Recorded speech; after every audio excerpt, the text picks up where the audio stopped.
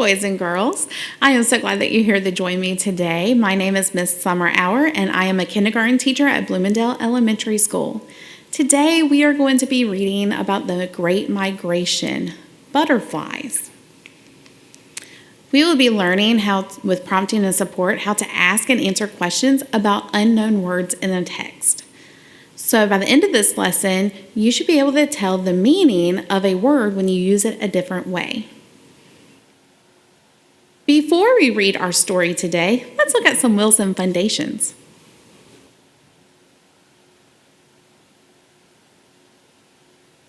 What?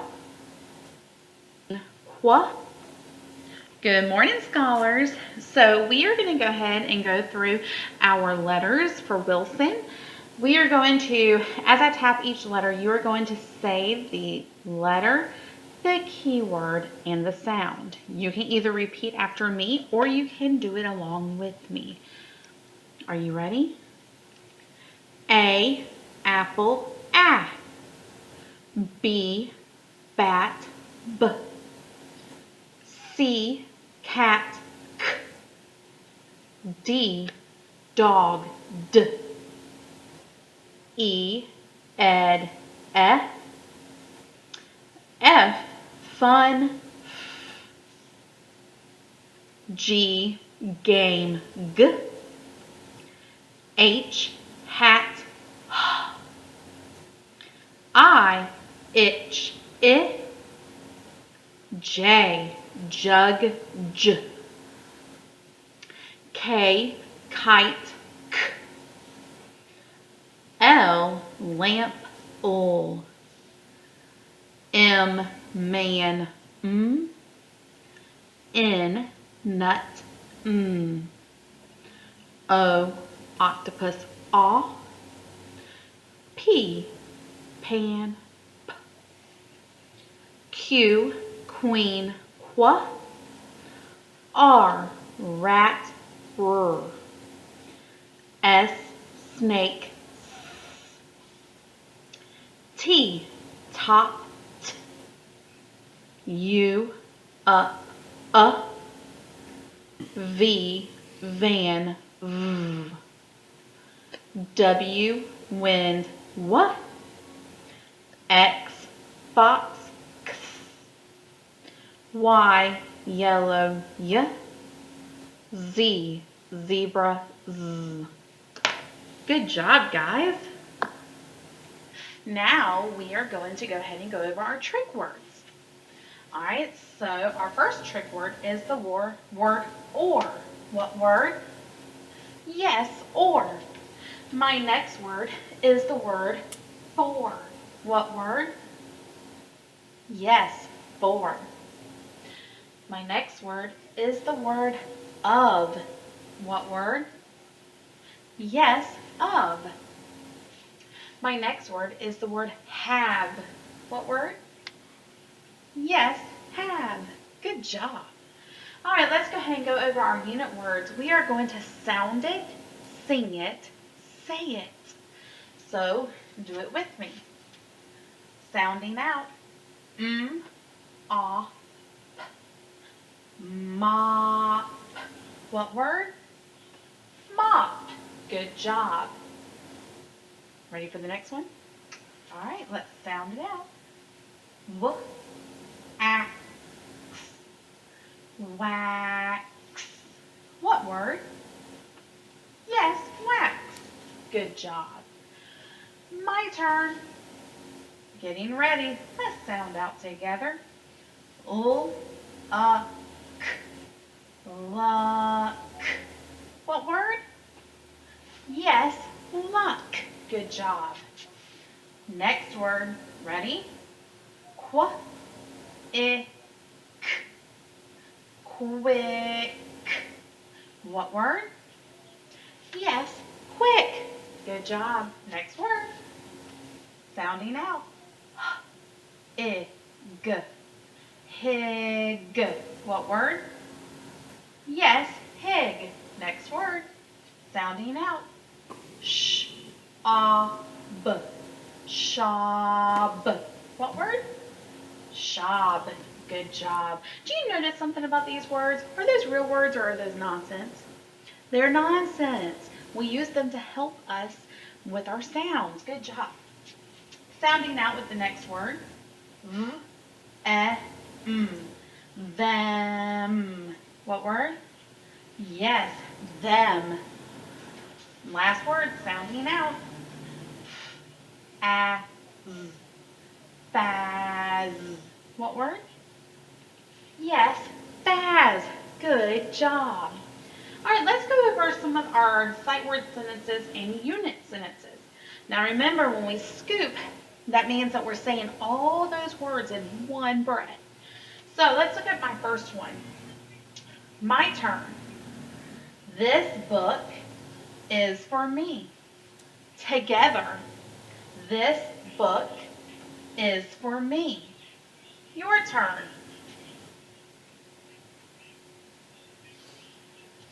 Who is this book for? Me. Good job. What is for me? The book. Good job. All right, next sentence. My turn. Do you want this or that? Together. Do you want this or that? Your turn.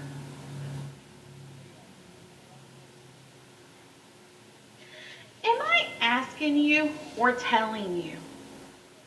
Good job, I'm asking you. We know that I'm asking you because our first word is a what kind of word?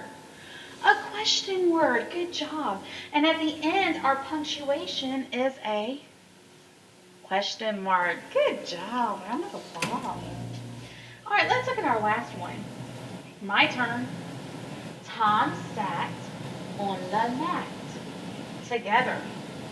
Tom sat on the mat. Your turn. Who sat on the mat? Tom sat on the mat. Where did Tom sit? On the mat.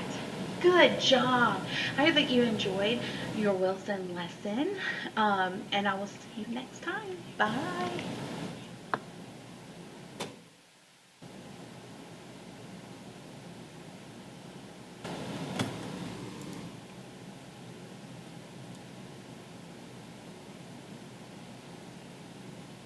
So today we are reading The Great Migration's Butterflies. What do you notice about this text? Is it fiction or nonfiction? It's nonfiction, and we can tell by the pictures. What kind of pictures do we have? Do we have real pictures or do we have pictures that are drawn? Real pictures. Good job. Another feature for a nonfiction text is that they typically have a table of contents. Table of contents just tells us that we can look at a topic and find what page we want to start reading on. So do I have to read this in order, or can I start wherever I want to start? I can start wherever I want to start. Today, though, for the purpose of our reading, we are going to read the whole book. And I will be stopping on some pages to talk about the vocabulary words. And remember that vocabulary words are words that we might not really know, but we can stop and talk about it and find out how to remember it so we can better understand our text. So I hope you enjoy the reading today. It is written and illustrated by Laura Marsh.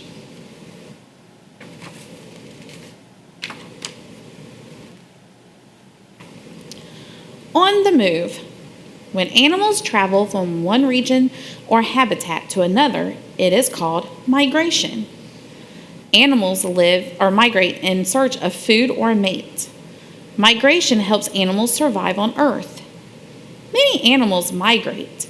The monarch butterfly is one of them. And one of our vocabulary words is migration. What do you think migration means? It's when we move from one place to another place. So we're going to remember the words migration as we're moving from one place to another. What word is this? Migration. Good job. Amazing monarchs. What insect is black and orange and flies the farthest of any on Earth? You guessed it, a monarch butterfly. Monarch butterflies migrate 2,000 to 3,000 miles. They travel to the forest of Mexico from the United States and Canada and back every year. Since butterflies are so small, a mile is much farther for them than for people. A butterfly's 2,800-mile trip is like a person traveling 275 miles. That's like walking around Earth 11 times.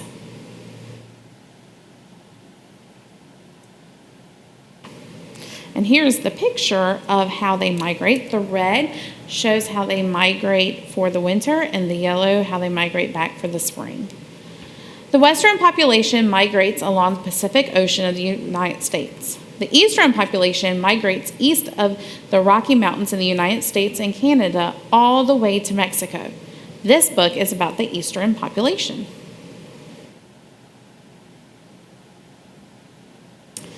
It is winter. In the Ojamal forest of Mexico, clusters of butterflies make the trees look orange. There are so many butterflies, they could cover 11 football fields. Here, the monarchs rest and wait for spring.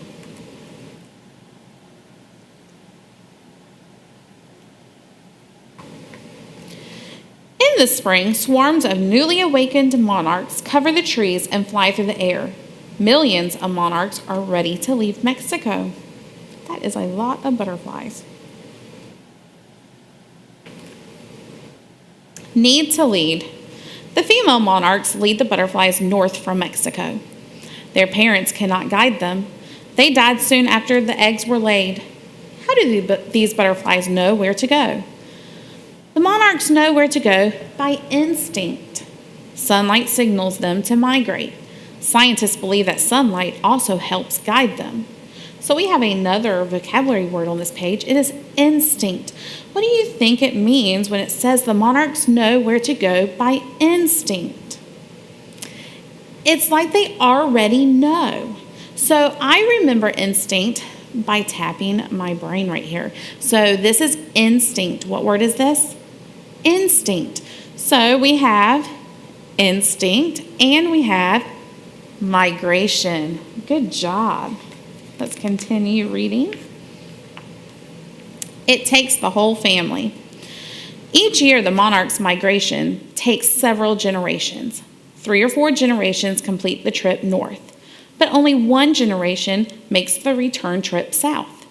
That means that if you started the journey, your great-great-great-grandchildren would finish it. How does this work? So, on this page, we have another vocabulary word. It is called generation. What do you think it means when it says each year the monarch's migration takes several generations? It means more than, it's the time it takes for a living thing to grow up and reproduce. So, when I think of generation, I'm thinking here's my family, and then here's my grandparents, and then it's like you kind of take a step. So, I'm going to remember generation like this. So what is this? Generation. Good job. So we have the word generation. We have the word migrate. And we have the word instinct. Good job. Let's continue reading. The first 3 or 4 generations live 2 to 6 weeks as adult butterflies. During the spring, the first generation hatches in the south. They fly north as far as they can. Then they lay eggs and later die. The second generation continues the journey, lays eggs, and dies. The third and sometimes fourth generations hatch through the spring and summer. They finish the journey north. And here is a picture of the map to kind of show you the different generations.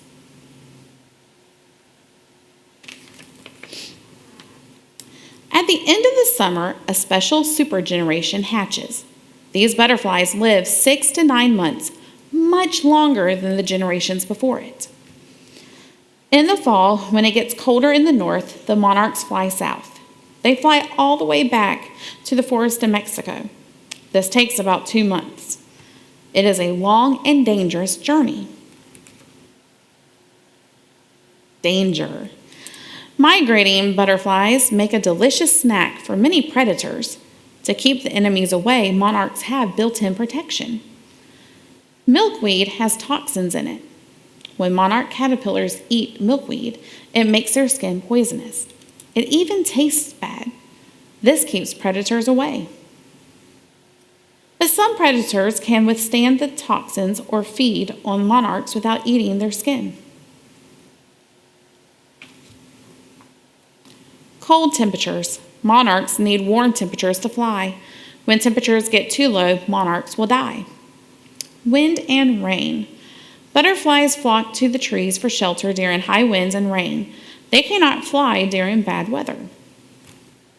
And then over here it says how deadly. A rainstorm with low temperatures killed as many as 250 million monarchs in Mexico in 2002. An estimated 80% of the butterflies died at one of the mountain sanctuaries.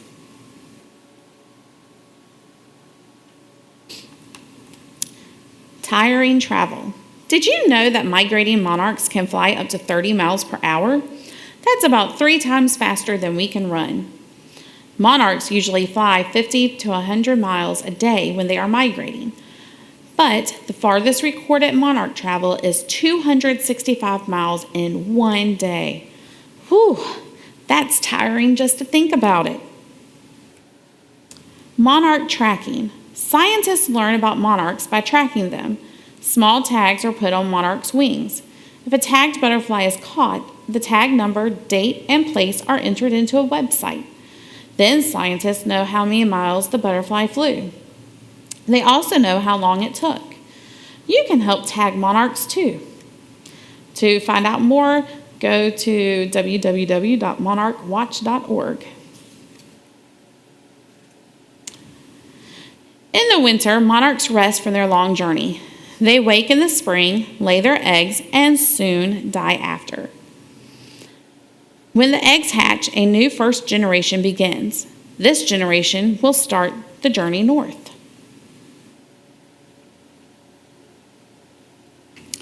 From egg to butterfly.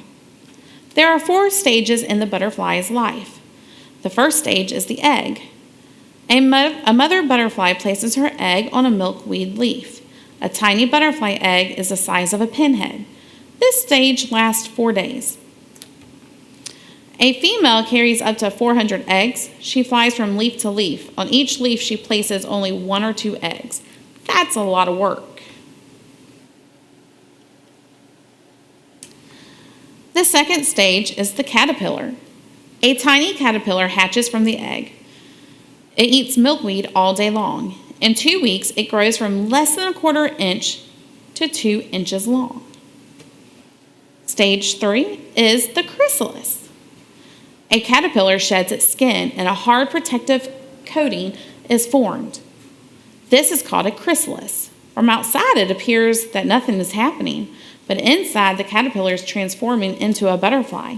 This stage lasts about 10 days.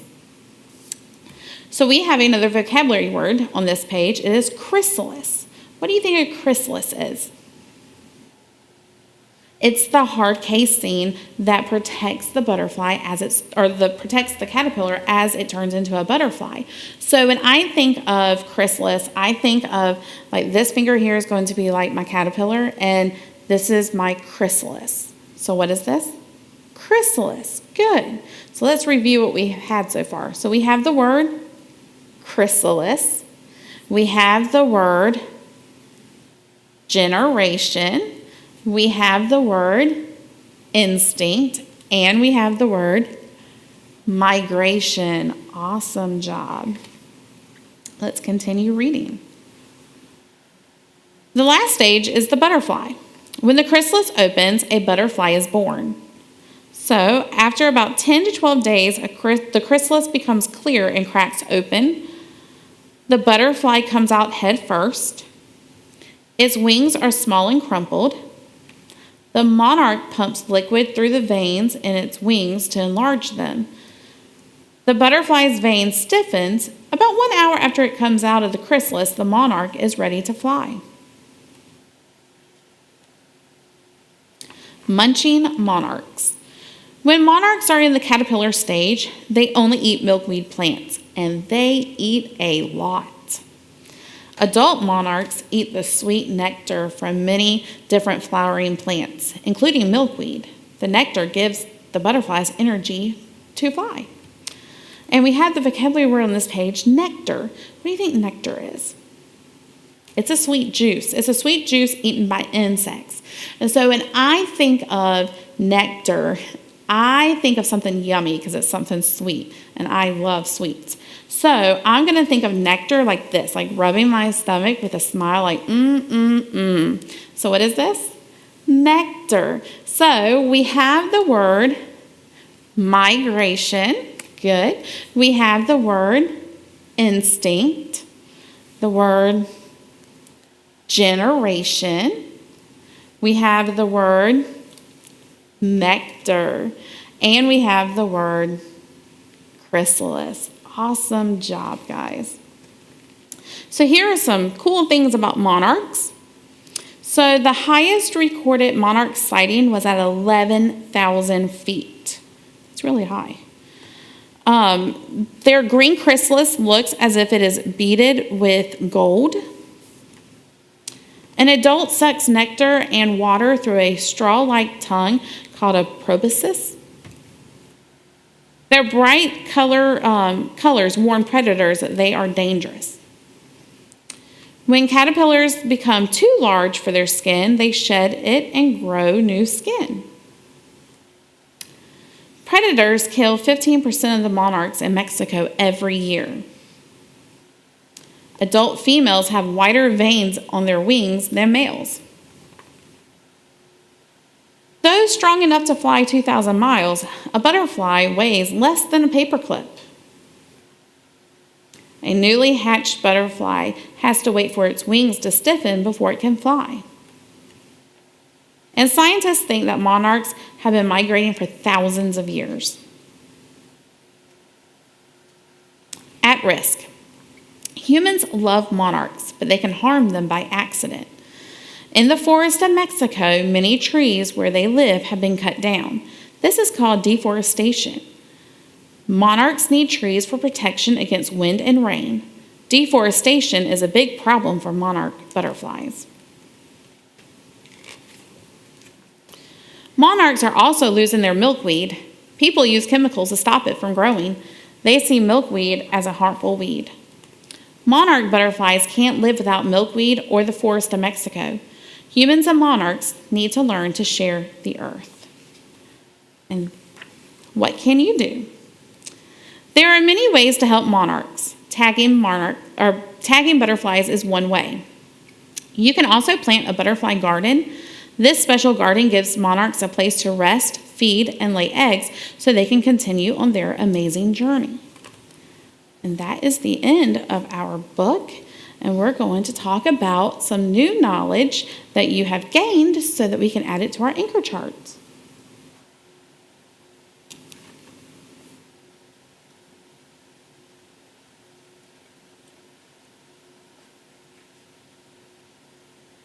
So y'all did really well listening to the story today. And so I want to know some of the things that you learned. So if you'll notice, we already have in our last lesson that we did, we added some things to our anchor chart already.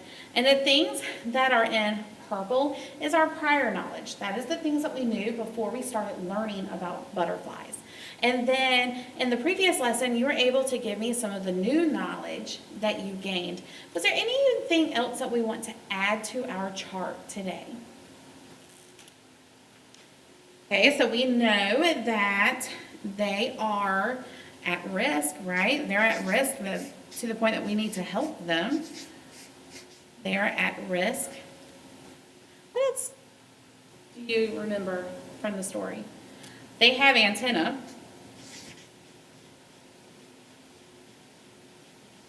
Okay, what else? They can be poisonous to other animals.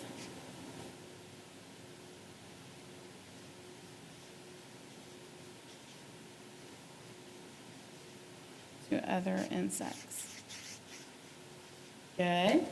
Anything else that you know? Well, you guys did an awesome job today, and I am so proud of you. And I was so excited that you joined me, and I can't wait to see you till next time.